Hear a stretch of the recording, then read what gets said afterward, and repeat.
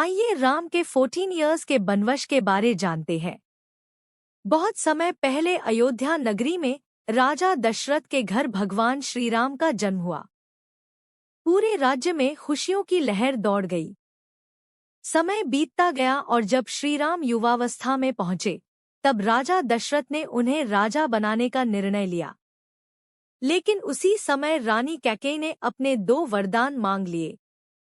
पहला, उनके पुत्र भरत को राजा बनाया जाए और दूसरा, श्री राम को 14 वर्षों के लिए वनवास भेजा जाए। राजा दशरथ बहुत दुखी हुए, लेकिन उन्होंने वचन निभाया। श्री राम ने बिना किसी शिकायत के वनवास स्वीकार कर लिया। माता सीता और भाई लक्ष्मण भी उनके साथ वन जाने के लिए तैयार हो गए। तीनों ने अयोध्या को छोड़ दिया और यहीं से शुरू हुई उनके 14 वर्षों के वनवास की कठिन यात्रा। वन में श्री राम, सीता और लक्ष्मण ने बहुत ही साधारण जीवन जिया। उन्होंने पत्तों की झोपड़ी बनाई और फल फूल खाकर जीवन बिताया। लेकिन उनका जीवन आसान नहीं था। वन में राक्षसों का आतंक था और कई बार उन्हें उनसे युद्ध करना पड़ा। फिर भी श्री राम हमेशा धर्म और सत्य के मार्ग पर चलते रहे।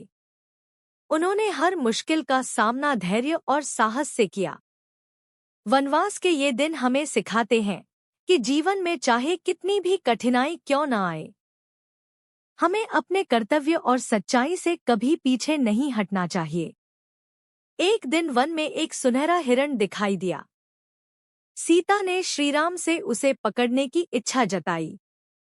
श्रीराम उस हिरण के पीछे चले गए और लक्ष्मण भी कुछ समय बाद उनके पीछे चले गए। इसी मौके का फायदा उठाकर रावण ने सीता का हरण कर लिया। जब श्रीराम लौटे तो सीता को न पाकर वे बहुत दुखी हुए। उन्होंने सीता की खोज शुरू की और रास्ते में जटायु नामक पक्षी मिला, जिसने रावण से लड़ते हुए अपने प्राण त्याग दिए थे। इस घटना ने श्रीराम को और भी मजबूत बना दिया।